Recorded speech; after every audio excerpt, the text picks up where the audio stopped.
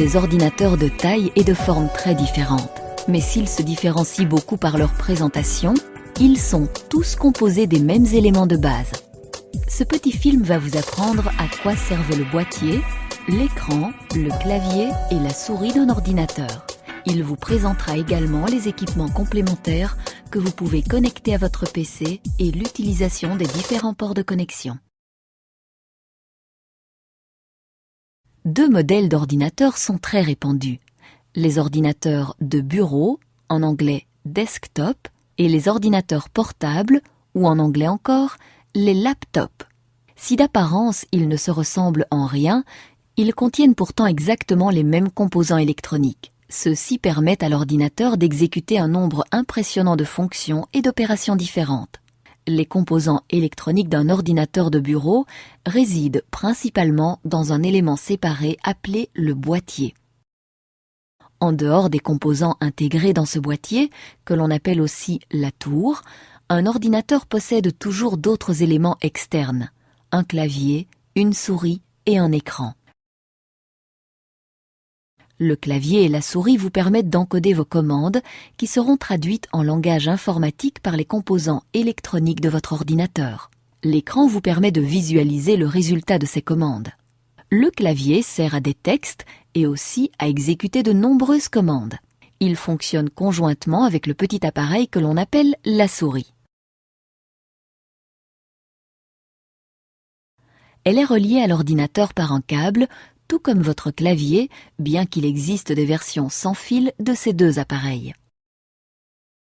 Les ordinateurs portables, lorsqu'ils ne sont pas munis d'une souris, disposent d'un pavé tactile ou touchpad, une surface carrée sensible au toucher située en dessous du clavier. Comme la souris, il s'agit d'un dispositif de pointage. En glissant votre doigt sur cette surface, vous dirigez le curseur qui est représenté par une petite flèche sur votre écran. Votre écran ou moniteur est un peu comme une télévision, et d'ailleurs, comme pour les télés, il en existe une grande variété. Auparavant, il s'agissait surtout d'écrans à tube cathodique. De nos jours, on voit de plus en plus d'écrans plats. Les écrans des ordinateurs portables sont toujours plats. Quel que soit le type d'ordinateur dont vous disposiez, il est immanquablement équipé de ces 4 composants. Mais vous pouvez relier votre ordinateur à des appareils complémentaires, comme une imprimante qui vous permet de transposer vos textes ou vos photos sur du papier, ou bien encore un scanner.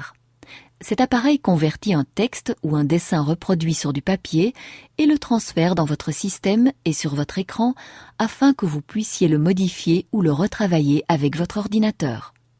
Comme pour le clavier et la souris, tous ces appareils complémentaires sont connectés à l'aide d'un câble à votre ordinateur, sauf lorsqu'ils sont sans fil, bien entendu. Tous les câbles sont branchés sur ce que l'on appelle des ports matériels. Sur un ordinateur de bureau, ces ports se situent en général sur le boîtier. Sur un ordinateur portable, on les retrouve soit sur le côté, soit à l'arrière de l'appareil. Actuellement, la majorité des ports sont des ports USB et des ports FireWire. Un port FireWire est destiné à accueillir les câbles de connexion des caméras photo ou vidéo digitales. Un port USB accueille divers types d'appareils comme les clés USB. Ces petits outils très pratiques vous permettent d'enregistrer et de conserver des documents, des photos ou de la musique comme vous le feriez sur un CD. Il s'agit en fait de la version moderne et bien plus puissante des anciennes disquettes. Ce film vous a présenté l'utilité d'un boîtier, d'un clavier, d'un écran et d'une souris. Vous savez aussi que vous pouvez relier d'autres appareils à votre ordinateur. Profitez bien des